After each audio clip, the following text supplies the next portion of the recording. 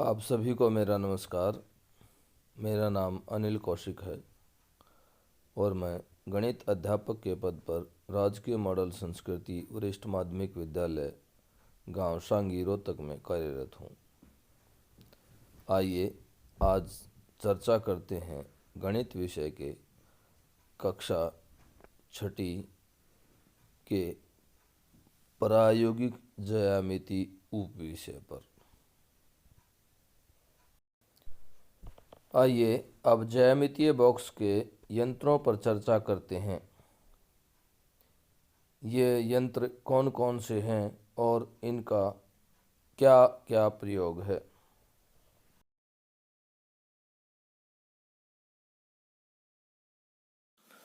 आइए अब geometry box के यंत्रों पर चर्चा करते हैं। ज्योमेट्री बॉक्स में जो यंत्र जो इंस्ट्रूमेंट हम यूज करते हैं वो आपको पहला इंस्ट्रूमेंट, सबसे जरूरी इंस्ट्रूमेंट आपको दिखाई दे रहा है स्क्रीन पर, जिसको रूलर कहा जाता है।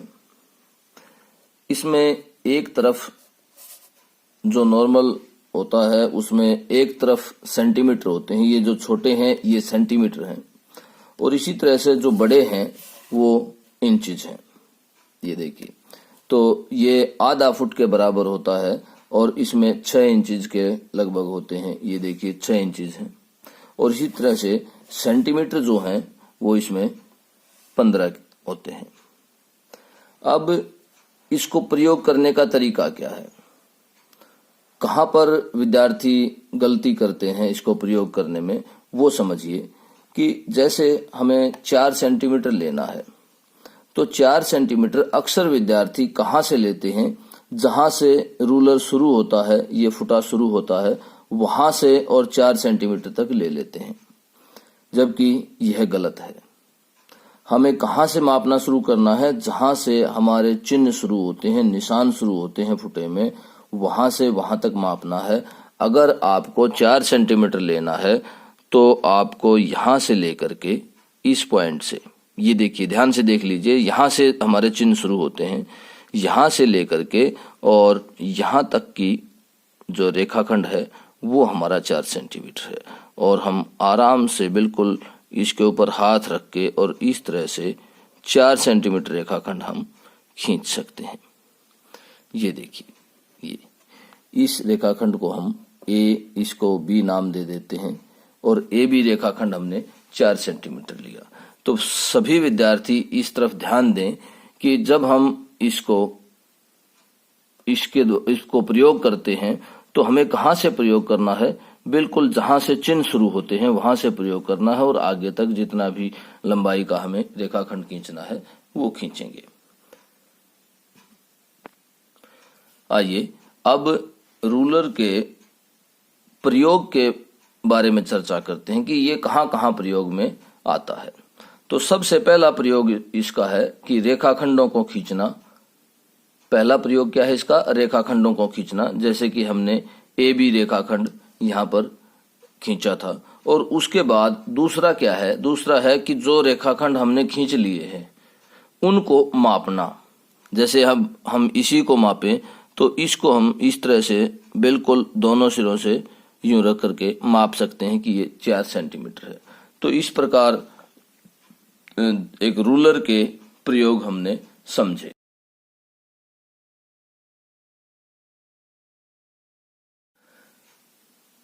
आइए अब प्रकार के बारे में चर्चा करते हैं कि प्रकार क्या होता है, किस तरह का होता है। जैसा कि आपको स्क्रीन पर दिखाई दे रहा है, यह एक प्रकार है। इसके 2 सिरे होते हैं, एक सिरा यह है और दूसरा सिरा यह है।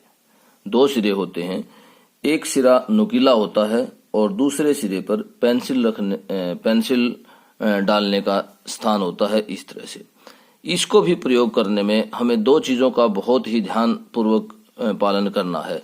पहला कि यहाँ से जो प्रकार है वो थोड़ा सा टाइट होना चाहिए, ताकि ये बार बार जब हम प्रयोग करें तो ये ऊपर नीचे ना हो, ज्यादा ना खुले और कम बंद ना हो।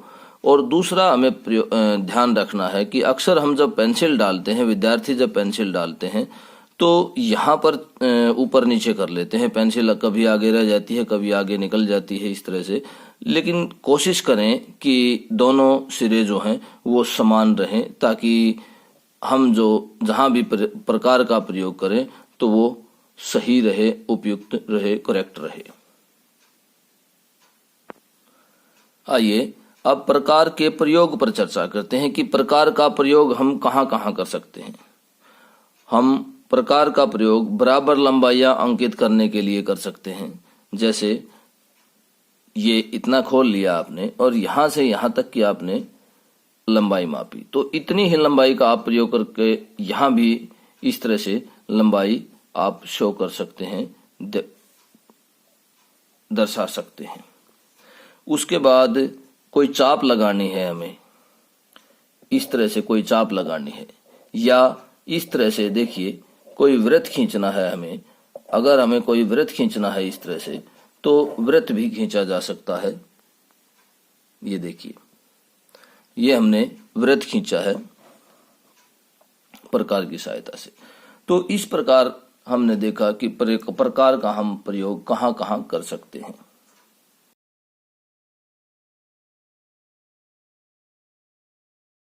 जैसा कि आप स्क्रीन पर देख पा रहे हैं, इसको डिवाइडर बोला जाता है।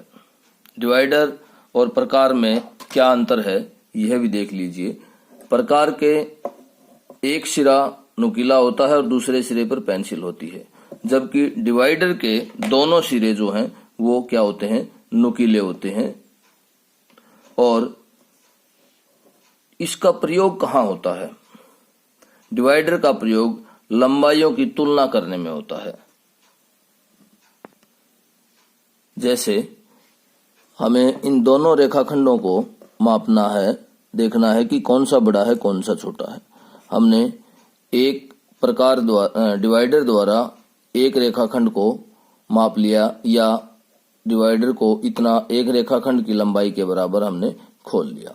अब दूसरे के एक बिंदु पर लगाकर देखते हैं कि अगर रेखाखंड बड़ा है तो हम ये कहेंगे कि यह रेखाखंड पहले रेखाखंड से बड़ा है, छोटा है दिखाई दे तो छोटा। तो इस तरह से हम डिवाइडर का प्रयोग करते हैं।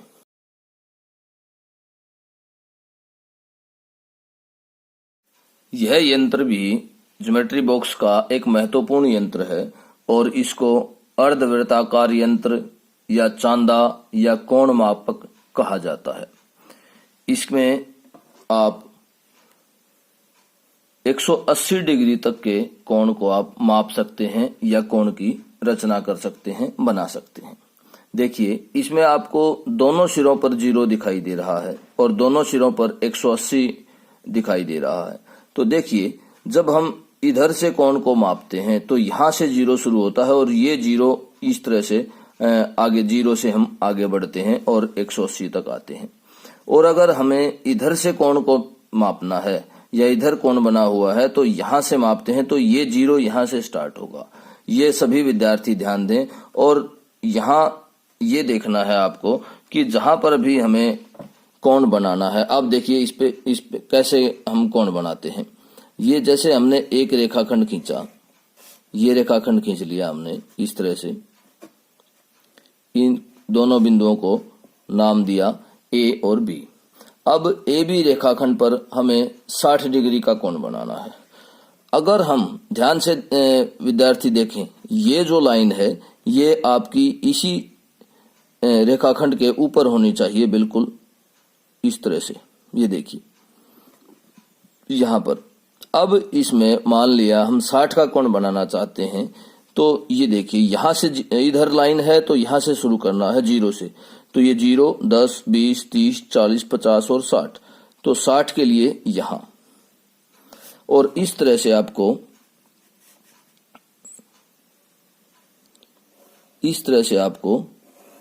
ये खींचना है। और ये क्या है हमारे पास, ये जो कोण बना ये कितने डिग्री का कोण बना, 60 डिग्री का कोण बना। अब देखिए, अगर बी बिंदु पर हमें कोण बनाना है तो कैसे बनाएंगे? बिल्कुल प्रोसेस वही है कि आप इस लाइन को बिल्कुल आप जो आपके पास रेखाखंड है उस पर रखिए और अगर रेखा आपकी इधर है, अब कहाँ है रेखा, इस तरफ है, तो यहां से आपको 0 से स्टार्ट करना है और लेके जाना है। अब अगर मैं मान लिया इस बी बिंदु पर 130 डिग्री का कोण बनाना चाहूं तो यहां से 0 से देखिए तो ऊपर वाला लेंगे हम 130 डिग्री, ये रहा। तो इस तरह से आप मिलाएंगे। ये भी ध्यान रखना है, ये रेखा जो आप खींच रहे हैं या किरण खींच रहे हैं, ये उसी बिंदु से होकर गुजरे जहां पर आपने निशान लगाया है। तो इस तरह से हमने बी बिंदु पर 130 डिग्री का कोण बनाया।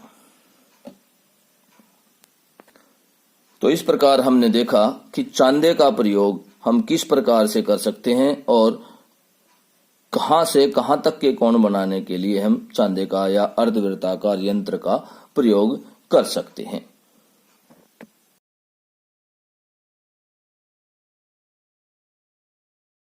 आइए अब एक वृत्त खींचते हैं जिसकी त्रिज्या 3 सेंटीमीटर दी गई है। तो सबसे पहले हम रूलर लेते हैं और रूलर में 3 सेंटीमीटर प्रकार खोलते हैं। रूलर से, रूलर का प्रयोग करते हुए इस तरह से 3 सेंटीमीटर हमने प्रकार खोल लिया। अब हमें एक बिंदु लेना है जिसको हम वृत्त का केंद्र बनाएंगे। यह बिंदु हमने ले लिया, इसको हम केंद्र कहेंगे, वृत्त का केंद्र। उसके बाद हमने प्रकार का नुकीला सिरा इस केंद्र के ऊपर रखना है और इसको चारों तरफ घुमा देना है इस तरह से।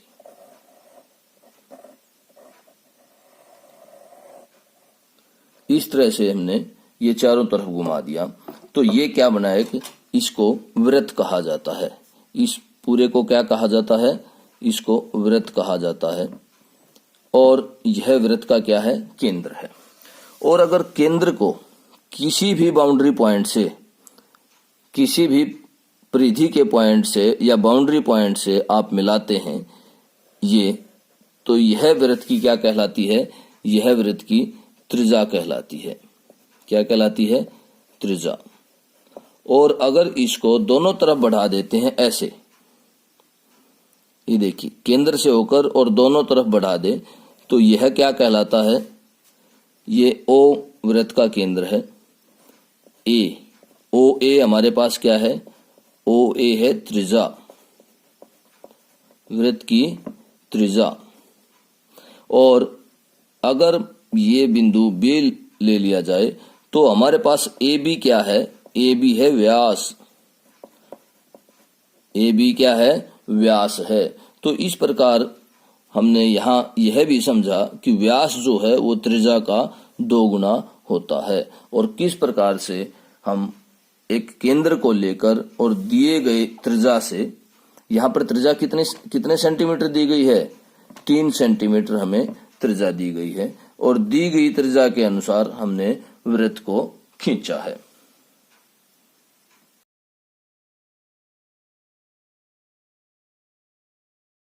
आइए अब प्रकार और रूलर की सहायता से, फुटे की सहायता से हम एक रेखाखंड की रचना करना सीखते हैं। सबसे पहले हम देखते हैं कि हमें कितनी लंबाई का रेखाखंड खींचना है। तो मान लेते हैं कि 4 सेंटीमीटर हमें रेखाखंड खींचना है। तो यहां से लेकर के देखिए 4 सेंटीमीटर ये यहां तक है। तो इस प्रकार हम प्रकार को खोलेंगे और आपको एक बिंदु लेकर के इस तरह से, और सिर्फ छोटी सी आपको इस प्रकार चाप लगा देनी है। और फिर पेंसिल की सहायता से और इस प्रकार पेंसिल की सहायता से, ये देखिए ये 4 सेंटीमीटर है और आपको मिला देना है। हाँ, यहाँ पर ये ध्यान रखें कि ए बी जो है, आप दोनों बिंदुओं को, क्योंकि रेखाखंड हमने खींचा है तो ए बी रेखाखंड है यहाँ पर। और इस बात का विशेष ध्यान रखें कि प्रकार के अंदर जो पेंसिल है उसको बार बार ना हिलाएं डुलाएं, ताकि कोई भी जो रचना हम करते हैं उसमें गलती होने का चांसेस ना रहे। तो इसलिए आप जो लाइन खींचने के लिए है पेंसिल का प्रयोग, दूसरी पेंसिल का प्रयोग करें। तो इस प्रकार हमने देखा कि प्रकार और फुटे की सहायता से हम किस प्रकार एक रेखाखंड की रचना कर सकते हैं।